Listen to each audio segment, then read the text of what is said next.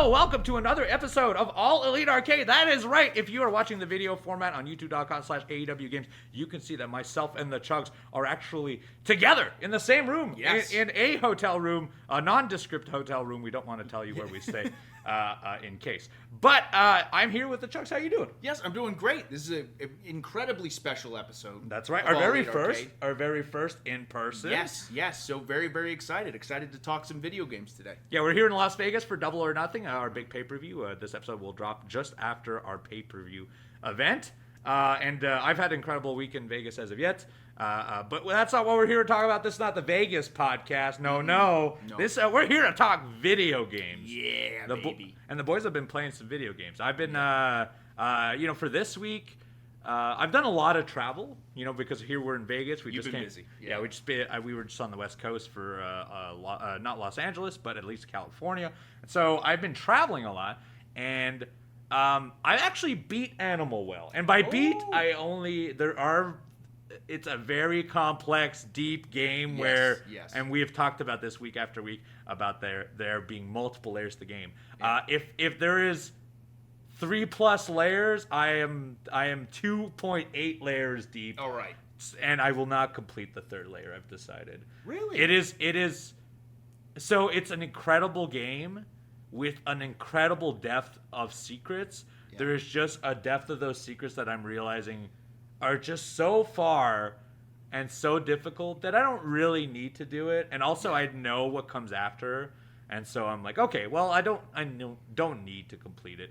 I've already seen a video of what would happen if I did. But the 40 hours I did play, immensely fun. Awesome. I know we keep talking about it, and I love it. And I know I've talked to you about trying to suggest it as well, and we talked about it last week with or 2 weeks ago with Dan Reichert. Yeah. The depth of like the actual tools you play and just it's at its surface it's a Metroidvania game, but as you're playing, you don't realize the layers of puzzling that are in each areas you jump into. Yeah. In a lot of ways, and like we're going to talk about Elden Ring, we'll talk about Dark Souls. That's kind of our thing. Oh, yeah. But you know how with Dark Souls you get that moment of realization where the map comes back around? One of the best feelings of the game. One of the best feelings. Animal Well has that, but then it also has that you didn't realize that some artifacts or some sprites in the background were actually telling you to do other things. Okay. And so when you revisit it later, and you also unlock tools that unlock like different layers to the backgrounds. Yeah. When you come back to the map, you realize they layered even more into every single tile of that game. And that's one dude, man. That's one dude. Yeah. Very impressive. But that's actually not what I've been playing on the road. I played, and I actually had to write it down because I'm going to butcher the name. Laurelai and the Laser Eyes. Have you heard of this? No. So this is an indie game that visually kind of looks like Killer 7 as like old polygon GameCube look, but with like a monochrome look where everything's black and white with like red highlights. And it's the best way for me to describe it, story-wise, it's kind of nonsensical. It's like much like Killer 7. It's a very, very confusing characters, weird characters, talking in like artistic fashions about art and like a grander picture of art, and you're uncovering as it progresses. But it's not the story that I'm super interested in. It is, if Animal Well that I just brought up was a dense puzzle game, this one is a dense puzzle game but super forward with it. Okay. So it's like you walk into what essentially is a Resident Evil style mansion, but instead of any combat, instead of any scares or anything like that, it's just every single room has so many puzzles in it. So you're walking around, you have to solve puzzles to unlock a portion of the map, and the portion of the map will tell you how to get to another puzzle. You have to solve puzzles to open shortcuts to go from one area to the other. You have to solve puzzles to trigger another puzzle elsewhere. You have to find keys to get to other places. So huge puzzle game. Huge puzzle game.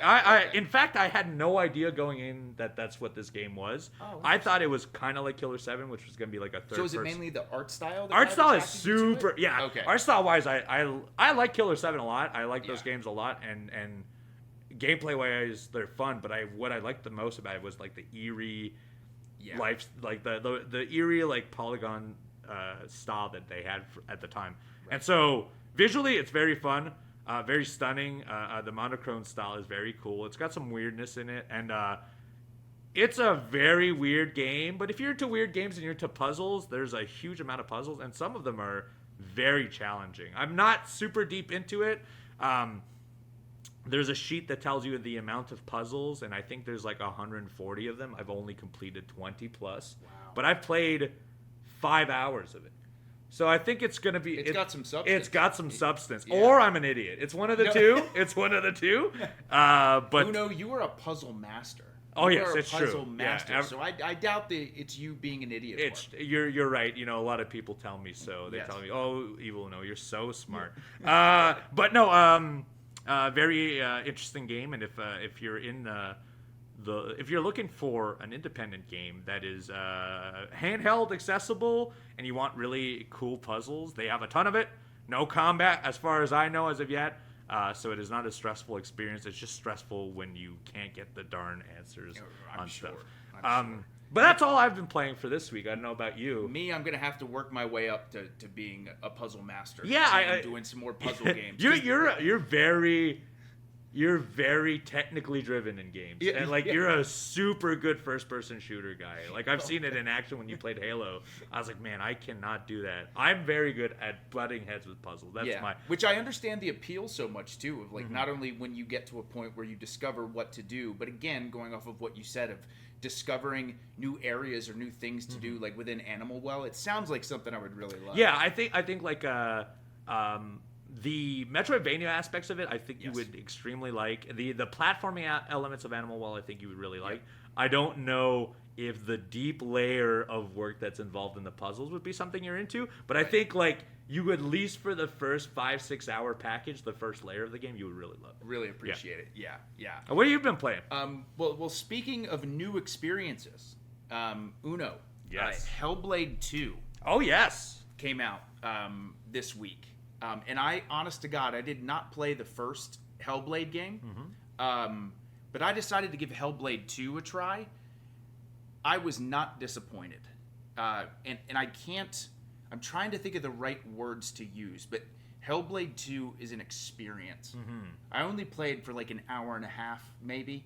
But again, for example, when you first boot up the game, it actually gives you a warning saying, hey, it's recommended that you play this game with headphones. And normally, recently got a sound bar, so when I'm not streaming or anything like that, I'll just play with the sound bar. But I decided, you know what, I'm going to put the headphones on. Holy cow. First of all, graphically, the game is gorgeous. I remember the first one being stunning. Unbelievable.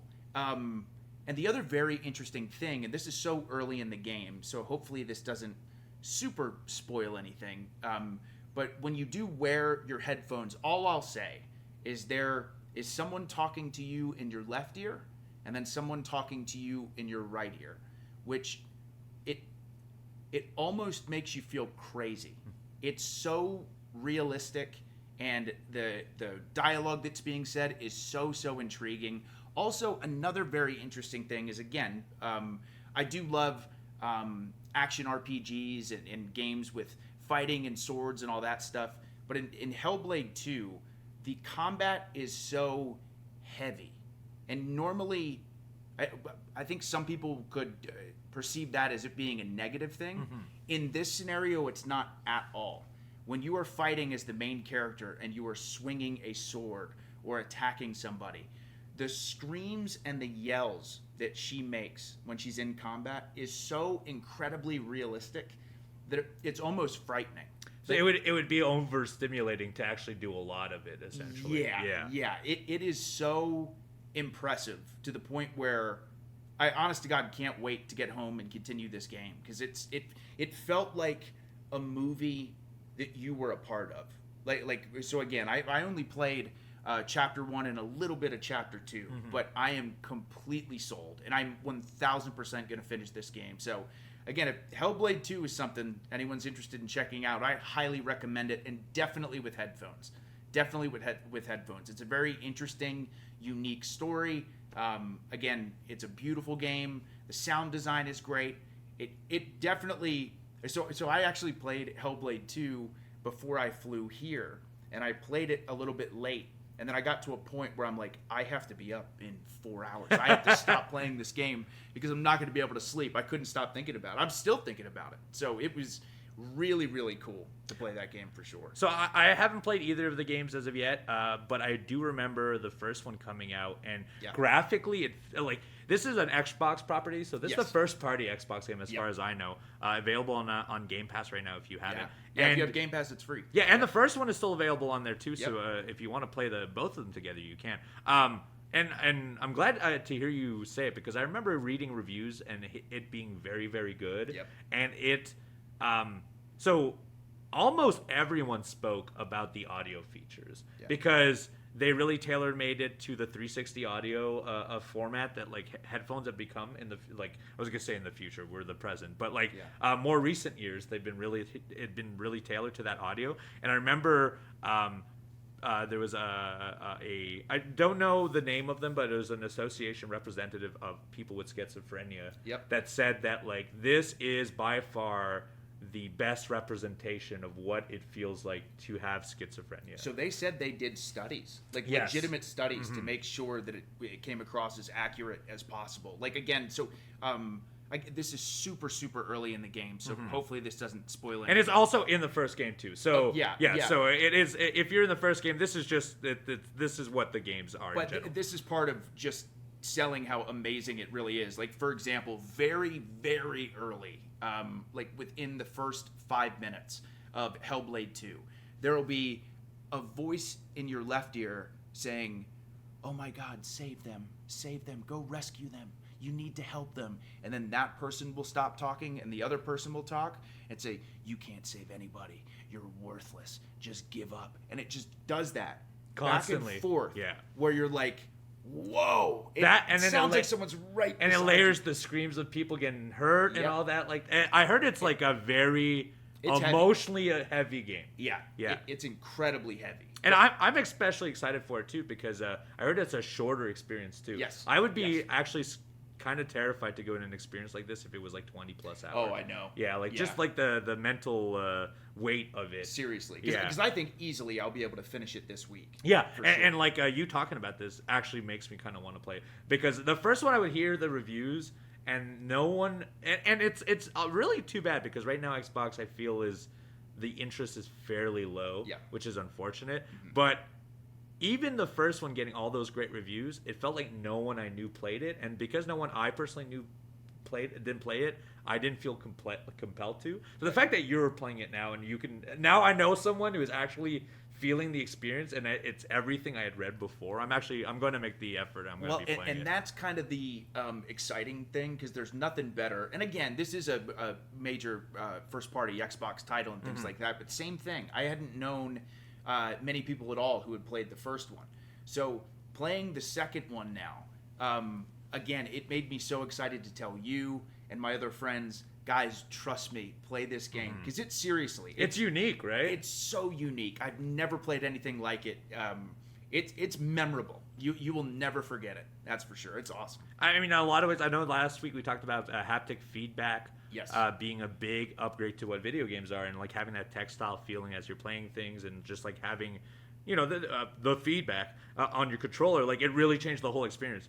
And this is one of the few games that I had heard the audio is so far ahead of any other game that it almost feels futuristic compared to other games. Yeah. And so, we may not graphically always get an advancement, or even the next generation will probably not look that much better. Sure. But there's so much little other things. Rumble is getting improved to a point that you can feel textures. Audio is getting to a point that you can genuinely feel what it feels like to have schizophrenia. It is incredible what you could do with the medium nowadays. It really is. Again, this felt like a scenario where sometimes that you recommend you use a certain audio format when you play a game. I honestly can't imagine not playing this game with headphones. Yeah, of course. The audio is one of the best audio games I've ever played. Seriously, it's brilliant, really, really good. Well, if you want to play Hellblade, it is available on Game Pass right now. You should. It's awesome. Other than we're definitely gonna get a tier 5 game cycle. But you playing anything else otherwise? So I don't know if I mentioned this last week, but I did finally finish the Rising Tide, the FF16. Oh, you DLC. completed it entirely. I remember you talking about playing it. I don't remember if you said you finished it. Because I had a few more. I definitely had a few more side quests to do. I maybe mentioned that I finished the main story of the second DLC. In relation to the entirety of the first game, do you think it is of equal value, or? I think it's not as long, but as far as the quality within the DLC, actually both DLCs, it's very, very good. Actually, Final Fantasy 16 I beat completely. Like I 100%ed the game. I did every main mission, every side quest. I did everything you can do. PlayStation or Xbox? PlayStation. PlayStation. Yeah, Did I you believe platinum FF16. it? Did you platinum it? No. Yeah, it probably has those like. It's gonna be a hard mode. And, I'm never a platinum guy myself because I like doing 100% of the game. But if it tells me to replay the game, I'm like, man, that's just such an involvement. I want that trophy, but also 40 extra hours on my life is a lot. So I told myself, I was like, man, I love FF7 Rebirth so much that I'm going to make that my first platinum trophy. My younger brother platinumed FF7 Rebirth. He's a huge Final Fantasy VII fan, even more than me, and I love that game. He said it was one of the most challenging things he's done in his life. Like over 200 hours of playing this game on the hardest modes, every mini game. Like he did everything. Oh, because you got to do all those combat things at the higher levels too, right? Mode, everything. Yeah. So again, maybe someday I will, but it sounded like such a challenge. I played 100 hours of it now. And I've cooled off. I haven't even finished it because more things are cycling in. And I can't imagine. Oh man, I can't imagine getting there. Yeah, it's so tough. But it's I've 100% gotten achievements on some Xbox games, but I've never gotten a platinum trophy. I think I have two platinums ever. I'm ashamed. Ghost of Tsushima is one I platinumed it. That game is so good. It's so good. It just came out on PC, the Game of the Year edition, and I saw Steam Deck verified too. I might go back to it. That's one of the best new IPs in the past Incredible. decade. Did you ever play the multiplayer mode? No. It's so good. Yeah. Awesome. It's really good. It's like a 4-player combat game, and man, is it ever good. It's a horde mode. It's a horde mode that keeps growing and growing. They also have raids. I never completed the raids. They were so incredibly hard. Man, give us Ghost of Tsushima 2. I just realized how great that game is. Please. We are begging. I still to this day say that the intro with the title screen for Ghost of Tsushima is one of, if not my favorite title card. When it finally shows up. Did you play it in the black and white mode or the colored mode? I played it in colored mode. I played it in color, and then I played the first 5 hours in black and white. It is pretty cool. It's awesome. Yeah, it's a different experience entirely. But like if you watch the old samurai movies and stuff, it is very cool to see for sure. Oh, I bet. Yeah, Ghost is awesome. We'll be right back after this with some news and as well some Elden Ring.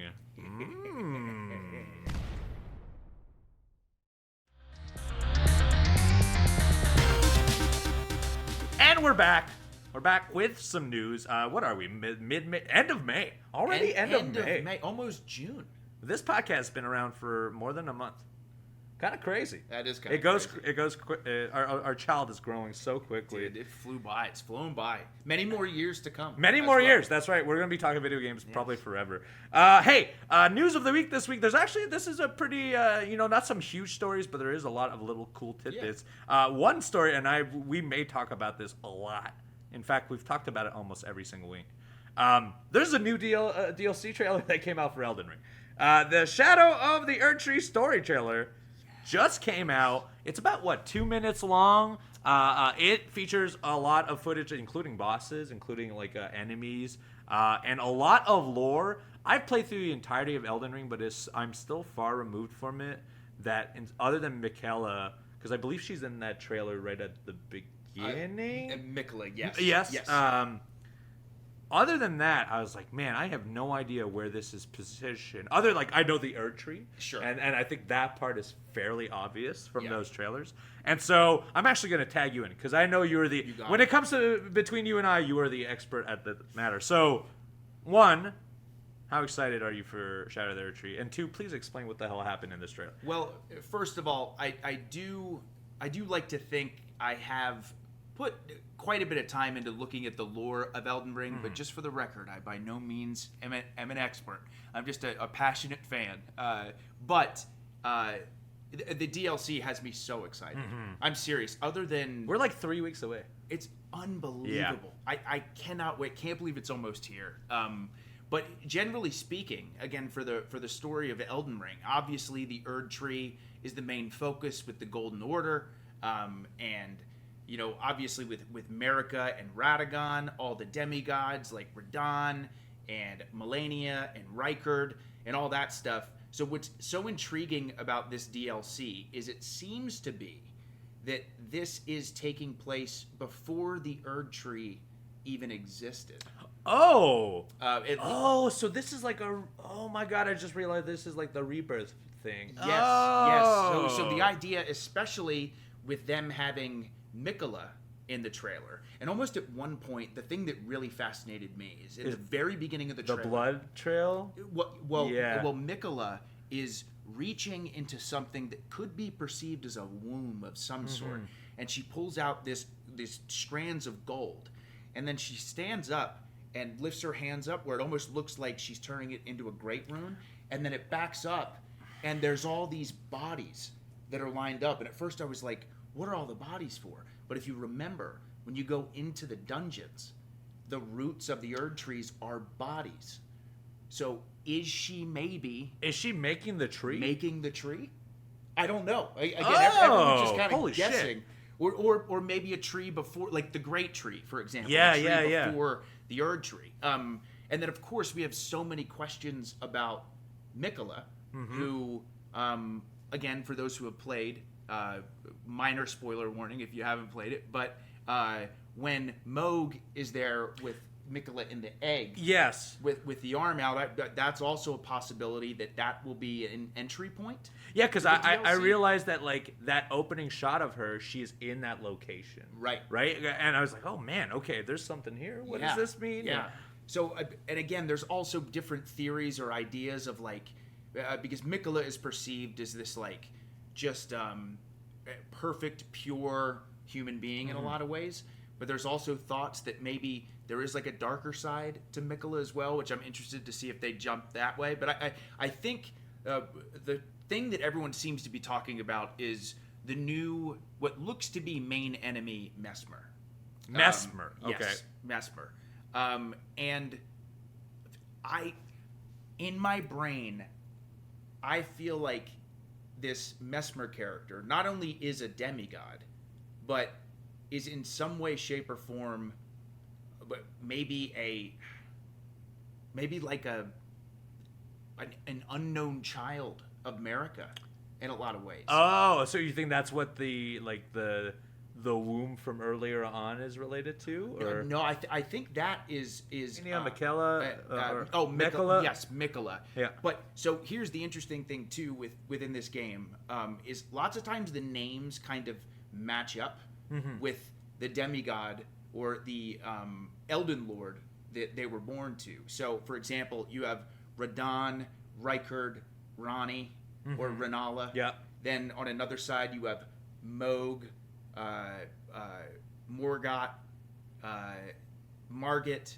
All the starting names have the same letter, and we have Melania, Mikola, and Messmer.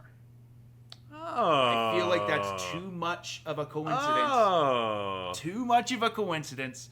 I think in some way, shape, or form that Messmer will be related to Mikola and related to We're Melania. doing such a deeper dive into this than I thought. I was like, oh wait, I actually do know all of this stuff. I was like, okay, this is good. All guesses, obviously, at this point. We're all basing this off of we're so close, though. And this is it was the same thing, not to bring up FF7 Rebirth, but just to go back into it. One of the most exciting things about that game coming out was everyone trying to come up with theories and ideas. Yeah, how are they going to continue? How are they going to change the story, too, right? And with Elden Ring, I feel the same way, where it's this excitement of, oh, God, what does this mean? What does that mean? And then I feel like they've kind of laid out a lot of these pieces for us, and I think maybe we're onto something. So I wonder, so if this is a prequel like you think, we would then start a new character in that case. You wouldn't you couldn't bleed your previous one into it, which means you could probably just jump in. Well, this is also an interesting factor. Okay. Because there was apparently an issue. Apparently Miyazaki was a little bit concerned for people to jump right back into the DLC with like these crazy high-level characters. Yes. So again, this could be completely wrong. This is just a rumor that I heard. But I think you can play with the same character. I think in some way, shape, or form, obviously you'll end up maybe time traveling or moving through a reality or whatever. But apparently there was a thought, and again, could be completely wrong, but in Sekiro, you only leveled up or got more powerful based on the bosses that you defeated. Yeah.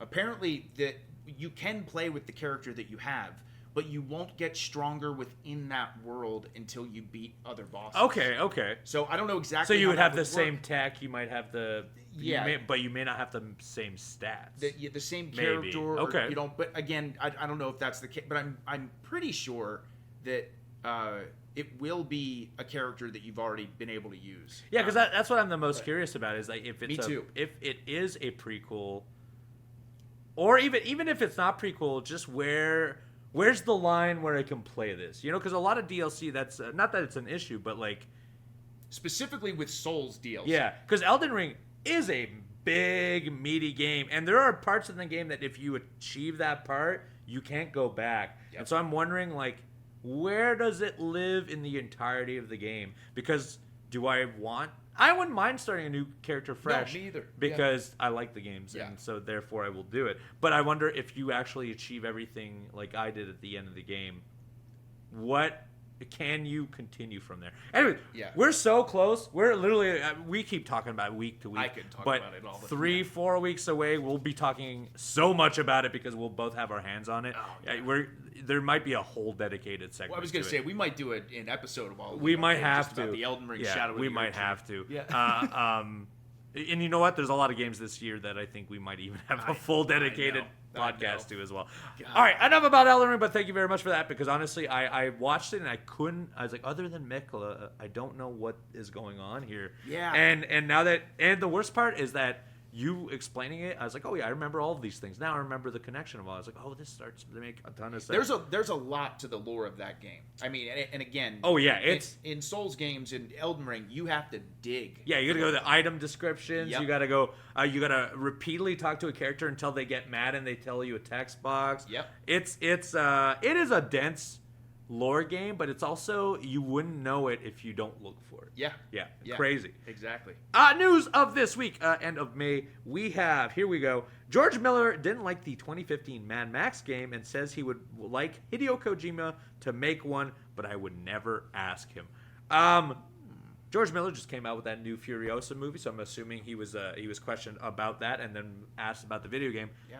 I know both of our opinions on Mad Max 2015. I was gonna say, I honest to God think that's one of the most underrated games I've played. Yeah, as far as like an open world game, it like fully realized what it was. Yep. And usually like vehicles are so secondary or not fun in those type of games. And in that one, I loved being like driving around the desert and stuff. Awesome. Oh my god. I was just talking on my stream a couple days ago about how I think the two most underrated open world games are Mad Max and then Sleeping Dogs. Sleeping Dog rules. Oh my god, Such good games. they teased doing a second one and we still haven't received it.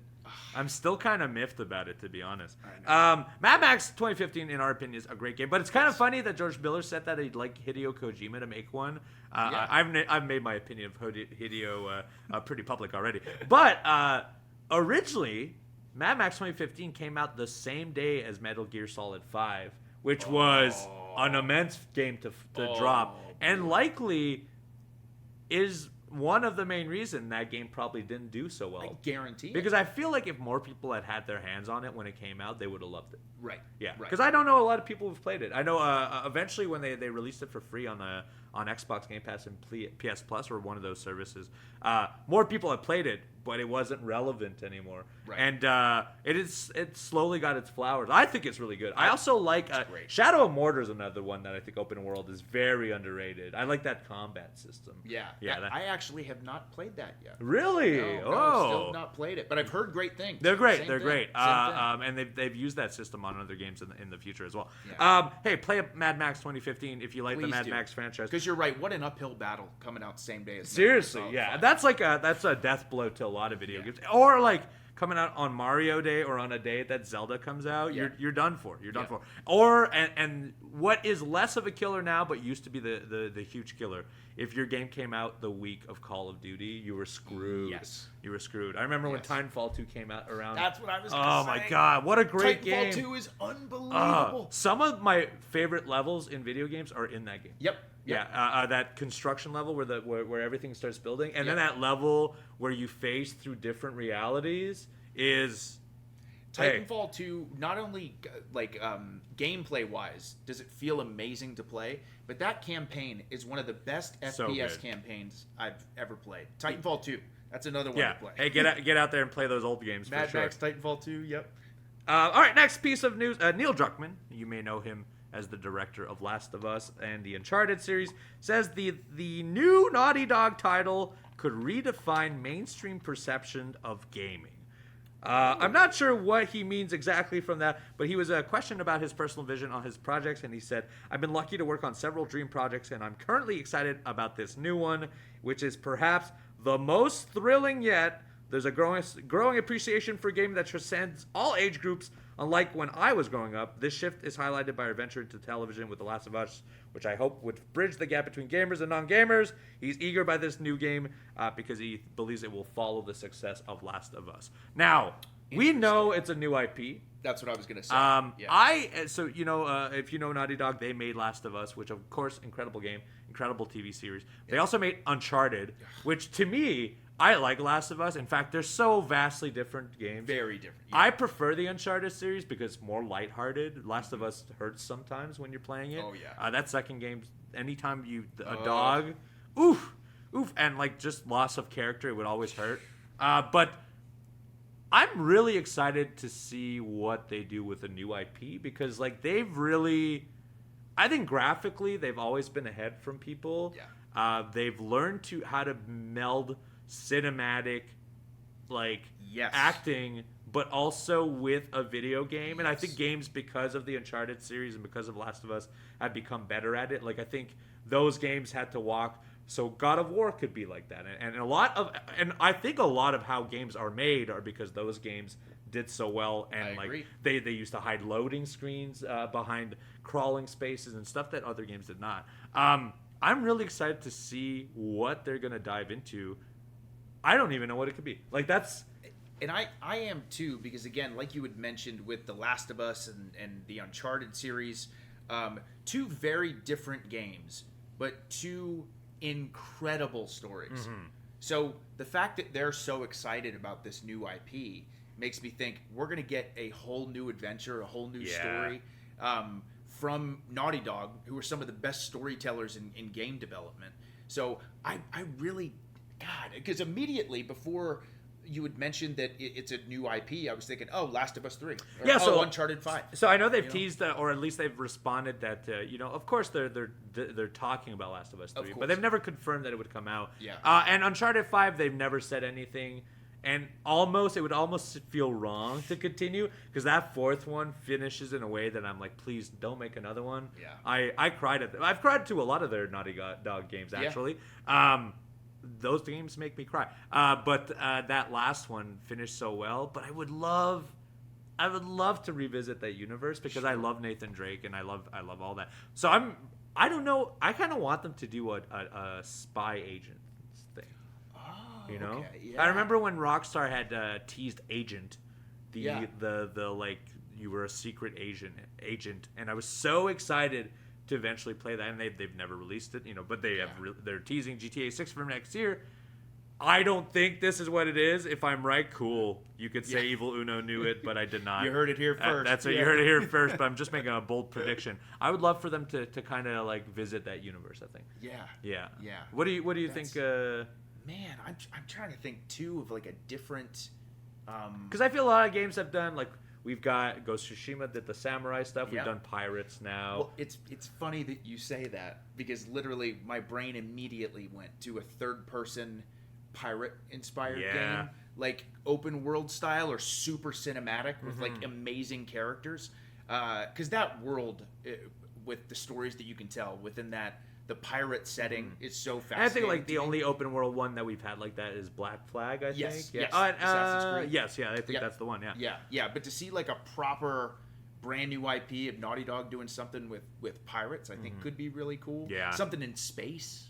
It feels like we've had a lot of space games, but I've also feel like we haven't had a highly cinematic space game. Exactly. You know, like we've had space experiences, No Man's Sky, all the sort, and like Starfield, like kind of make your own. But I don't feel like I've had like I'm watching a linear. Yeah, where like I can bring a person and be like, you're watching me play a movie, you know, because that's how Uncharted felt.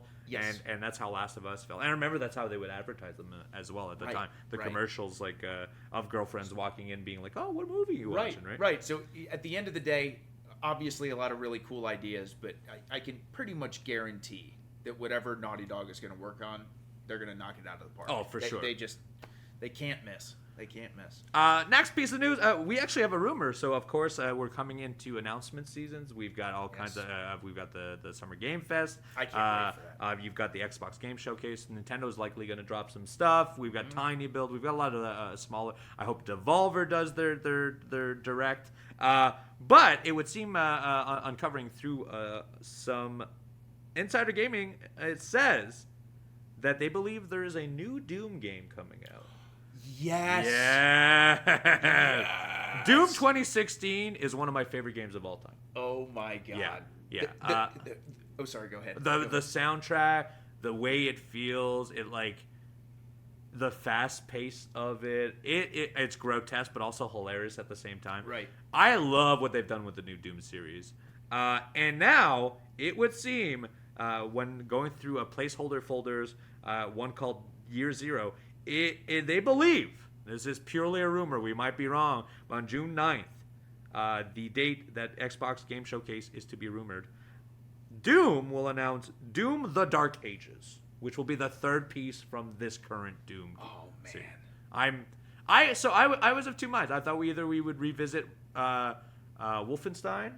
Oh, yeah. Because that's the same people that would do that. And I also feel like their last big game was a Doom game, so I thought, okay, Wolfenstein would probably be the next piece. Right. But guess what? I'm completely okay. Please. Oh, please. Yeah, seriously. Give me all the Doom. Oh, my God. I can't wait. Because like you had said, small thing, because as you know, and as everyone knows, me and Uno are big video game OST fans. Oh, yes. But I generally, Uno, am not a heavy metal guy. But the Doom soundtrack and Doom Eternal soundtrack I have downloaded, and I love it so much. So the music in that game is incredible. Mm-hmm. Shout out to you, Mick Gordon. You make incredible music. Unbelievable. Mm-hmm. The other thing, too, is I still think to this day, easily, we're talking about another video game intro, but the Doom Eternal intro with Doom Guy, when the music is kicking in, and there's a person screaming in the background going, somebody please help us, and then it's dead silent and you hear the shotgun click and then it goes into the chills every time. That's another thing they did really good, is like not on top of it being a very good soundtrack, they would like procedurally add it so that every time you would like reload your gun, it would actually play a musical cue, like right, and then go into like another layer. It is. Man, those games are cool. So good. And I loved Doom 2016. I still think it's an amazing game. But Doom Eternal, the level design, the collectibles that you can find. They did a lot of platforming in that one that I thought was really cool. They did. Yeah. It's such a fun game. Oh, I hope so bad we get another Doom game. And so the believed is that it will not only be it will be medieval inspired. So it's like going back to an older generation. Oh. And that it will not only be on Xbox, but it will also be on PS5. Wow. Yeah. So not true. These are rumors. Yep, we'll find out more.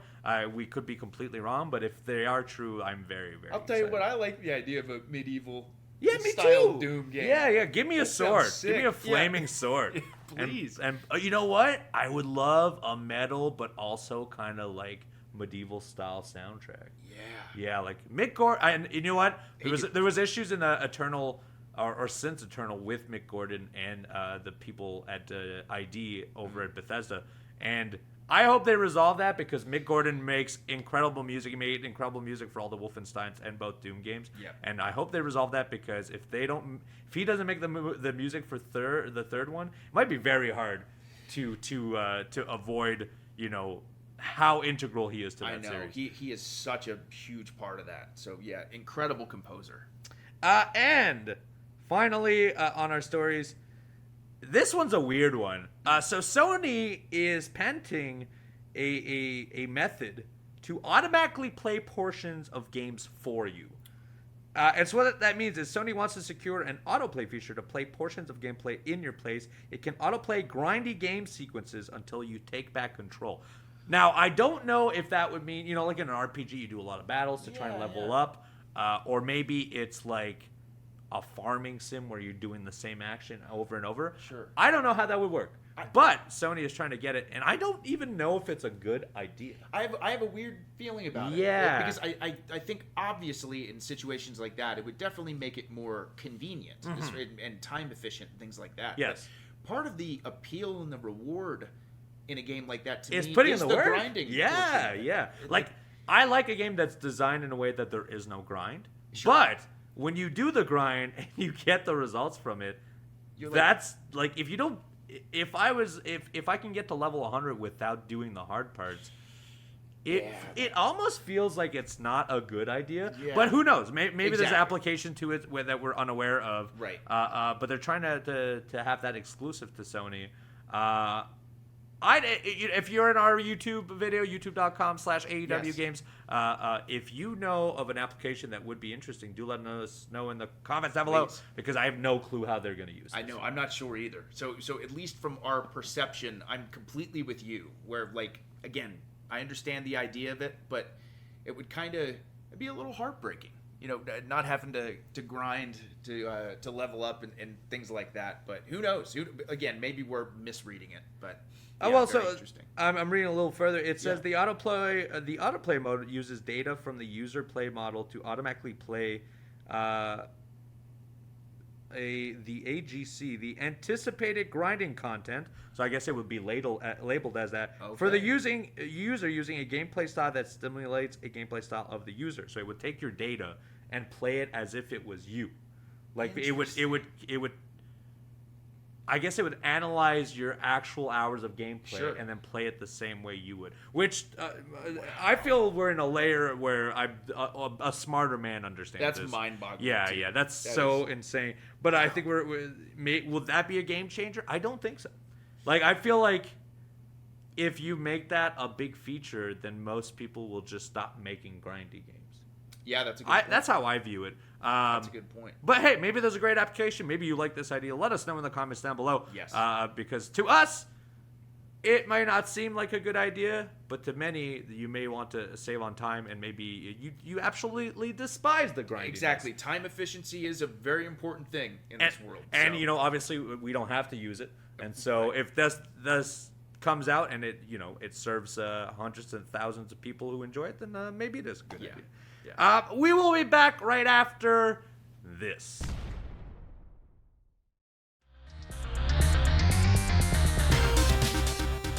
And we are back. We're in our third segment of the podcast where we will talk about stuff. And this is actually a little news tidbit that I wanted to expand upon. So, for the first time in 28 years, Super Mario 64 has been beaten without using the A button at all. And it only took over 86 hours to do it. What? Yeah. Not using the A button at all? Which I think is jump. Yeah, I'm 90% if I remember sure. correctly, that's the jump button. Yeah. I don't know how you do that. Yeah, how is that even I guess possible? you have to glitch through to do that stuff. You have to... Well, you know what? We say, like, how is that possible? And in speedruns, you know, specifically with Mario 64, we've seen people do it blindfolded. Yep. On completely wacky different controllers. It's unbelievable what these speedrunners can do when they're really challenged by a game. You know, I don't follow speedrunning to an extreme as others, but like I'm always so fascinated about the process more than anything. Yes. Like it's a collaborative effort. Like everyone wants to have the top speed, but also everyone who does speedrunning, there, you know, there's a ton of discourse, there's a ton of message boards when they will like. When a person finds a glitch, they don't keep it to themselves. They tell every other speedrunner, like, this is how we will do it. This is how we will beat this game faster. I just watched an Animal Well one. They did it under 5 minutes. It took me 7 hours to do that first batch. I have no idea how you pull that off. And they found a glitch that will phase you through certain walls. And Yep. I don't fully understand that stuff, but it fascinates me that people are willing to put that effort into speedrunning. And on top of that, we'll also speedrun in all kinds of wacky methods. I know you discussed wacky controllers, but like Dark Souls, for example, we always will come back to From Software. Oh, man. Those games have been speedrun in an insane... Like, they've been done with no kills. Yep. They've been done, if not quickly, they've been done with weird controllers. You've told me this before, but a dance pad? Yes, I recently watched an Elden Ring playthrough of someone beating the entire game on a DDR pad. Like, just stopping their feet to beat the game. It was unbelievable. Speaking of wild runs, too, someone recently completed a run where it was the entire Soulsborne franchise without getting hit. That's one time. Didn't there... What isn't there what... guy, what was the name of the guy who would beat Belina over and over, or is it Michaela over and over? Let Me Solo Her. Yes, Yeah. and he's like at over 100 battles untouched, being at. It's insane. I always feel like I'm pretty good at video games because I played so much video games in my life, and then I realized that like there is an art form to like beating video games that I don't understand. Well, there's like a pattern that people understand. Yes. There's like input commands, timing that is involved, so much knowledge that you need to have to beat something like that. Well, actually, when I started paying more attention and getting into speedrunning was actually my good friend Grand Pooh Bear. Shout out to you, my friend. Yes, shout out to you. Who is an amazing speedrunner, amazing Twitch streamer as well. But I saw him beat Super Mario Bros. 3 with the Power Glove. Oh, yeah. Controller, which that was the first time I was like, whoa, you can even do that? Mm-hmm. So then I started paying attention to more games and different challenges and different runs. And I think a big reason I love it so much is just the absolute dedication to perfectly understanding the game and its mechanics. Because speedrunning does take an incredible amount of skill. Mm-hmm. So to see all these things that people discover or find in the hours they put in to master this game as best they can, it's a joy to watch. It really, really is. I've watched a plethora of like really crazy controller ones. Yeah. I've seen people beat games with the GameCube fishing controller. Yes. I've seen people do the Donkey Kong conga like the bongos. I mean, they're all inputs, and so you can actually you could take.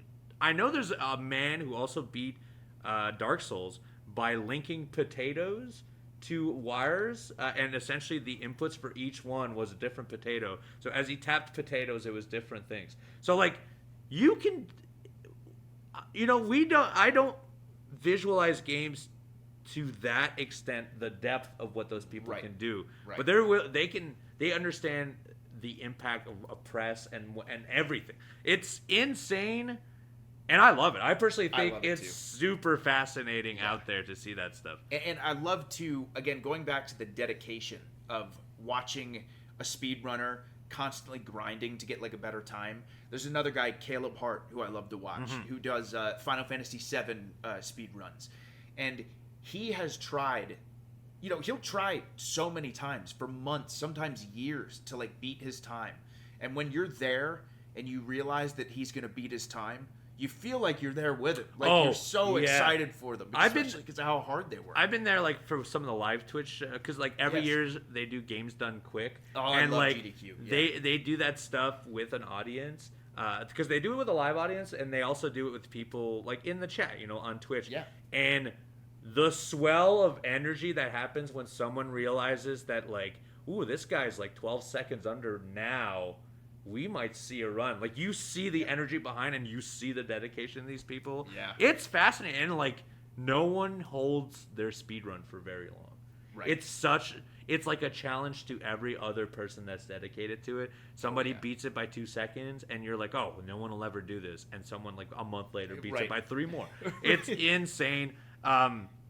If you are a speedrunning fan, please let us know some speedruns to watch down below. I would love that, actually. Yeah, because please. I am very new to the subject, and I know you watch them a little more than we do as well. But very fascinating. Yeah. And I don't know. I can't imagine Elden Ring, for example, being done on these controllers, being done in such short periods of time. And all the different categories of, like, for example, there's an Elden Ring speedrun where you can use glitches. Yes. Then there's an Elden Ring speedrun. Yeah, there's glitch runs, there's glitchless, there's 100% runs. Right. Like, there are video games, they've done every single piece of it. It's very fascinating. And it's very cool because every year, I think they raise money for charity simultaneously while they do it, too.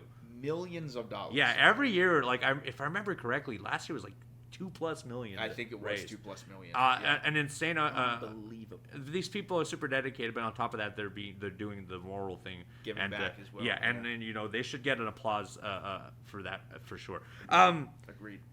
Other than speedruns, before we head out, we actually had a request about something, and I think it's something we should challenge ourselves with. I like this. We love video games. We always talk about how much we love video games, but we're still very different people when it comes to video games. In some ways, in some ways. I think we are both fascinated with video games very similarly, but a lot of times what I play is slightly different from you, and what you play is slightly different from me. So we've been given a challenge. I want to give you a game to play, one of my favorite games that I think you have not. Ooh. And I think you should do the same to me, and I think we should report back, if not next week, the week after. Oh, I love that idea. With a few hours played, and I would like to see what you think of mine, and I would like to see. Well, I will tell you what I think of yours. So we'll suggest to each other a game to play that we wouldn't normally play. Pick one. I love that idea. Pick one. I'll pick one. I've already figured out mine because we mentioned it a few weeks ago about how you did not play this game. I don't know if this will be for you, but I would love to know what you feel about this game after playing 3-4 hours. I would like you to play The Witness. Ooh. It is a very different game, I think, than what you would typically play. And so it may not even be your cup of tea. And I know for a lot of people it is not. But I would love to see if you get that moment of realization that I have had while playing it, and if it fascinates you nearly as much as I did. I would too, because not only have I heard such good things about it, but the other week when you were explaining that moment for you, you were so passionate about it. Then it made me go, I think I should try this game. It made me feel so like I felt smart for uncovering things myself, and like it's a game about knowledge, right? So like the only way you can advance in the game is by learning the knowledge and applying it, because it will not tell you anything. And as you're learning that knowledge, you become smarter and smarter, and you become like, you start feeling like, oh yeah, nothing in this game I can't tackle. And then this moment that I will not spoil made me realize that I was like, oh wow, there is so much more to this game, and I just had no idea. Anyways, I'm very excited. I hope we will come back, if not next week, but in a few weeks after you play The Witness. That's a deal. I promise you. Okay. And you too, All Elite Arcade. I promise everybody I will. I'm definitely going to try The Witness. I should have a long time ago, but now you've sold me. Perfect. And for me, I know we share a passion for Metroidvania games, but to me, one of the most underrated Metroidvania games that I've ever played is a game called Ender Lilies. Yes, I remember you Twitch streaming it for 2 years ago? Yeah. 2 years ago, yeah. And again, the art style, the combat, the music, it does have kind of a Souls-like feel to it, but it's not Dark Souls. It's its own thing completely. Yeah. And on top of that, Uno, a sequel is coming out very, very soon. Oh, so maybe you could get on top of it. If I jump into it now, I might be ready for the sequel. Okay, Elder Lilies, I can do that. I can absolutely 100%. I know. Thankfully, I like Metroidvania and I like Dark Souls games, so this will definitely be something I like for sure. I would be shocked if you said you didn't enjoy it. Any recommendation you have given me and I played, I was like, oh yeah, he definitely knows what I like. So, all right, we will report back with both those games. But also, you know what? Homework for all of you who are listening on podcast networks right now or on our YouTube page, youtube.com/awgames. Give a try if you haven't to any of those games. We would love to hear what you think about it in our comments down below. Or, you know what? Send us a social media message. You can find me, Evil Uno, on all social media. And you can also find us at AW Games. Where can they find you, Chugs? Yes. You can find me on Twitch at twitch.tv/thechugs. Also, I do have an X account, which is at _Chugs. But you can pretty much find me anywhere with the Chugs. So come hang out in the stream. It's a blast. Yeah, so let us know if you've played either Elder Lilies or The Witness. If you played it before, we're less interested. We genuinely do like that you will tell us if so. But if you've never played it, let us know if you've done your homework and you've played it at home and what you feel. We'll be back for another episode of All in the Arcade next week. We will see you then. Bye-bye.